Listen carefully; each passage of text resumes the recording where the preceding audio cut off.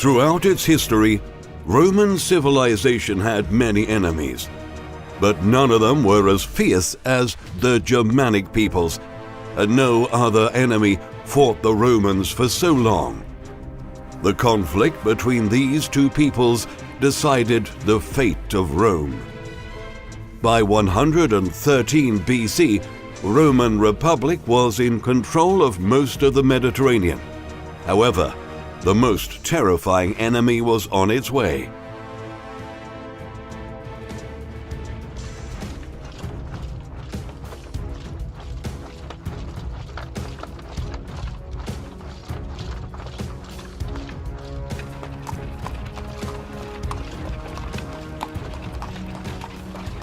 Between 120 and 115 BC, the Jutland Peninsula was overcrowded or was too cold to live in.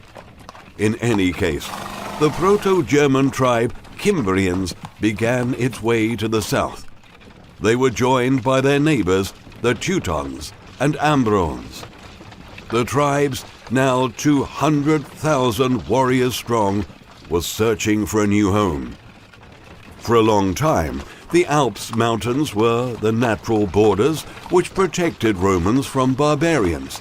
But finally, in 113 BC, Cimbrians, Teutons, and Ambrones entered Noricum, territory of modern Austria. Actually, Noricum wasn't Roman territory, but they were allies of the Roman Republic and had very close commercial relations with the Romans. Noricum people mined ore, gold, silver.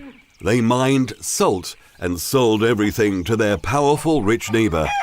Noricum was a territory of craftsmen and farmers.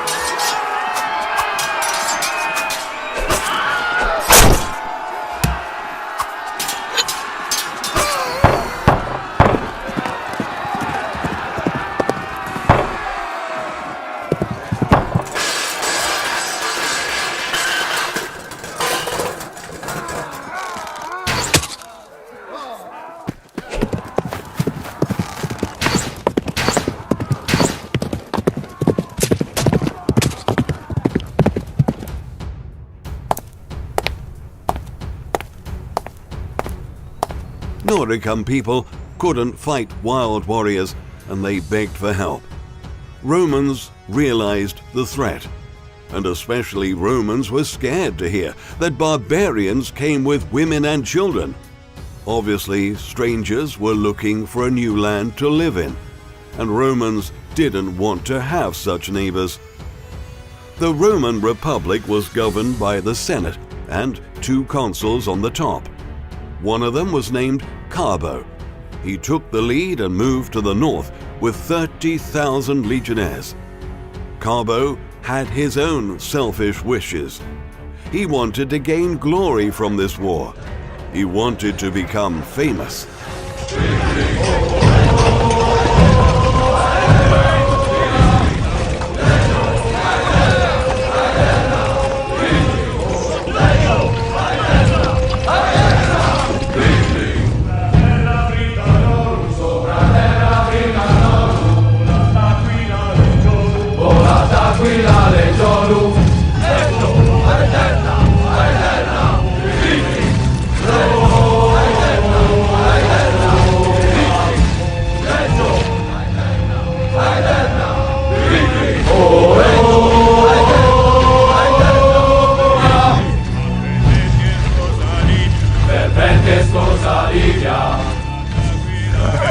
Volata qui la legiorum, sopra terra Britanor, sopra terra Britanor, e tu, eterna, eterna, vivi,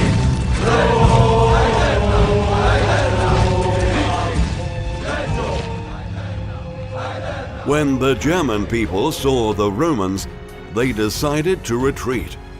For the first time in their life, they saw a strong, well-trained, equipped army. Tribe leaders sent ambassadors to Carbo and promised to leave the Noricum and never come back. Carbo agreed. But as soon as the ambassadors left, he ordered to kill them and to make an ambush for the main barbarian forces. The Roman consul didn't want just to drive away barbarians. He wanted to defeat them in battle, which would allow him to get glory.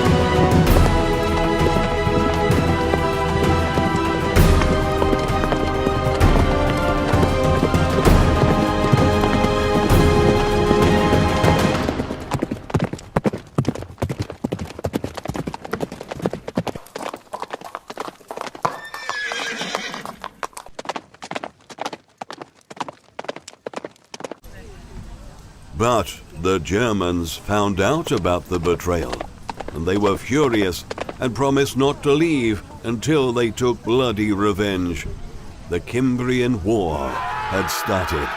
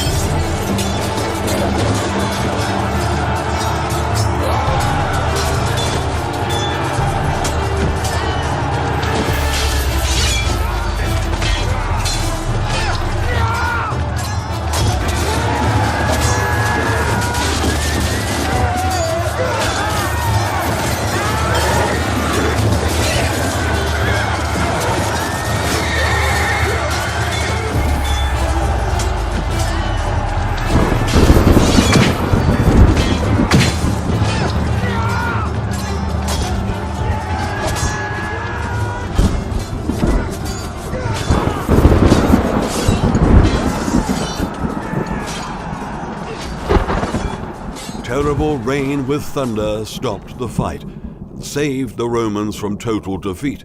However, 24,000 of 30,000 legionnaires were killed.